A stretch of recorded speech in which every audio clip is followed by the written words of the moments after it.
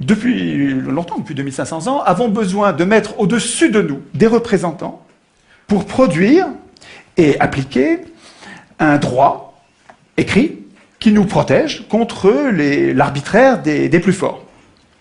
Donc ces gens-là sont très utiles, évidemment. Ils produisent un droit dont nous avons besoin pour pacifier notre société.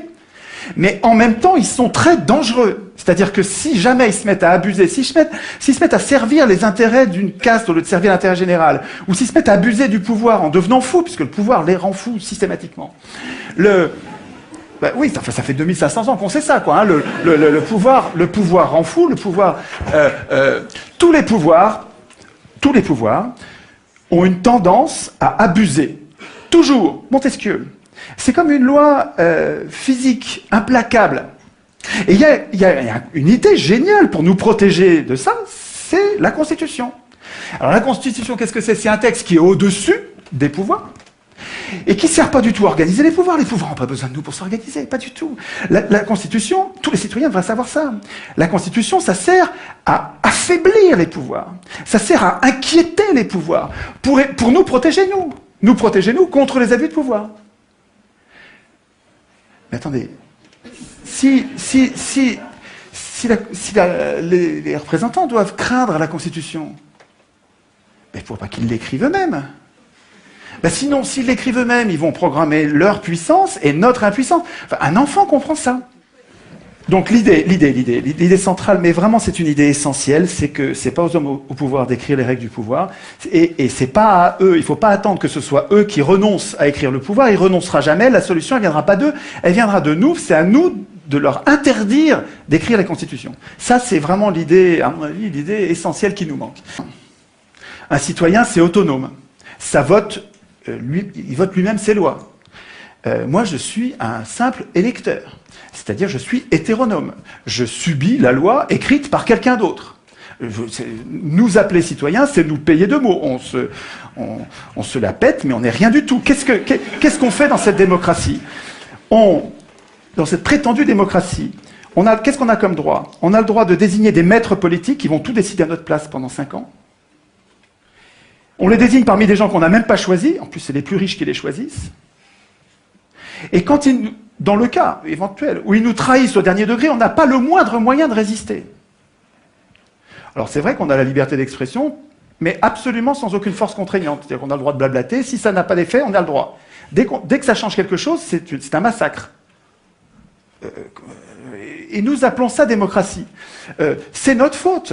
Nous devrions faire la grève de ces momentaires. Nous devrions refuser d'appeler démocratie ce qui est son strict contraire. Nous participons à notre impuissance politique en acceptant d'appeler démocratie ce qui est la négation même de nos droits. C'est-à-dire que quand on accepte d'appeler ça démocratie, on n'arrive même pas à formuler la solution. On a besoin de la démocratie, mais on n'arrive pas à le dire puisque le mot est pris par son contraire. C'est génial d'avoir inversé les mots, c'est du Big Brother, absolument. Hein. Ça ne s'est pas passé par hasard. C'était pas bien au début, en 1789, quand ça a commencé il y a 200 ans, et puis ça s'est pas dégradé, c'est pas du tout ça. Sieyès, un grand penseur de la Révolution française, une pointure, hein, je ne vous parle pas d'un second couteau, écrivait en 1789. Les citoyens, ouvrez les guillemets, hein, c'est Sieyès qui parle.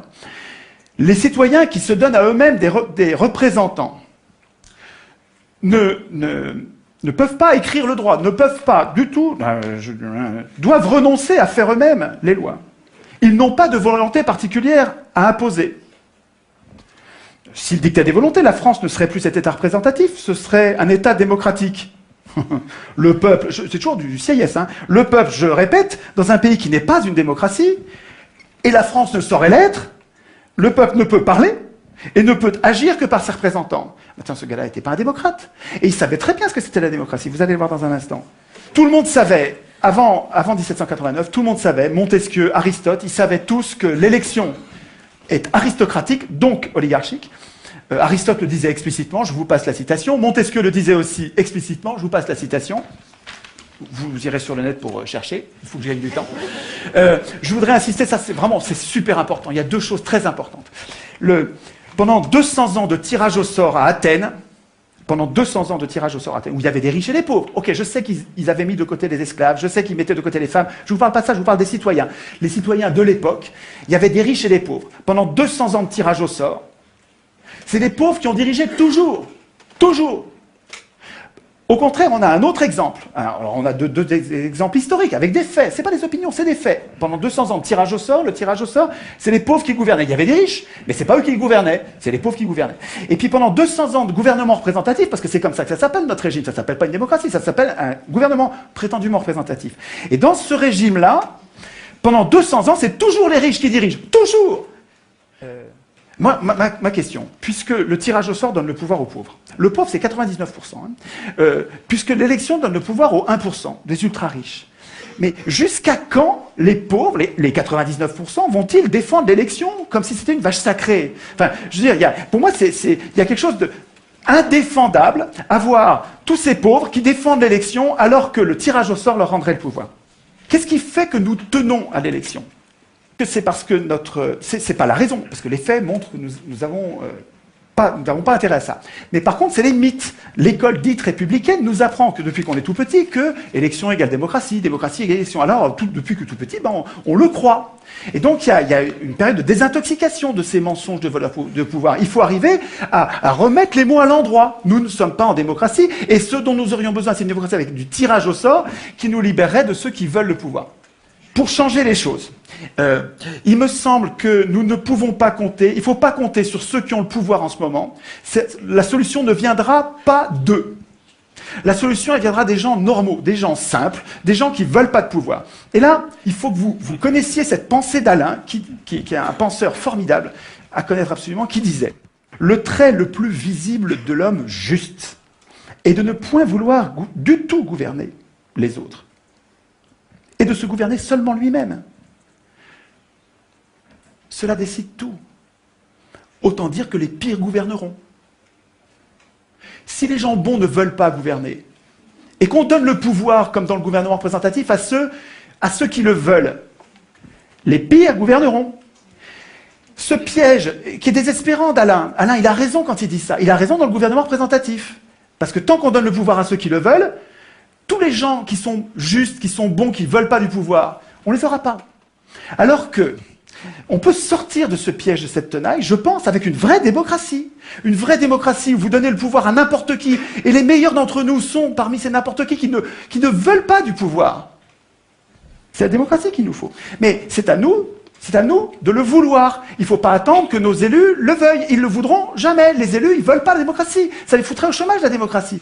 Le tirage au sort, à Athènes, il donnait un tout petit peu de pouvoir, pas longtemps, et jamais 2 fois de suite, avec plein de contrôles qu'il faudrait prendre le temps d'expliquer, ce qui fait que les Athéniens, ils donnaient ce petit peu de pouvoir pour le garder pour eux. Ce n'est pas les tirés au sort qui votaient la loi. Les tirés au sort, ils faisaient la police, ils faisaient la justice, donc ils appliquaient les lois, ils faisaient les préparations des lois, parce que les Athéniens, en assemblée, ils ne pouvaient pas préparer les lois. Et parce que les représentants étaient affaiblis par le tirage au sort, les citoyens avaient la garantie qu'il restait le souverain. Il ne faut pas craindre le tirage au sort. Nous serions, nous tous, bien plus puissants avec un système de tirage au sort qui ferait que nos représentants restent nos serviteurs et ne pourraient pas devenir nos maîtres.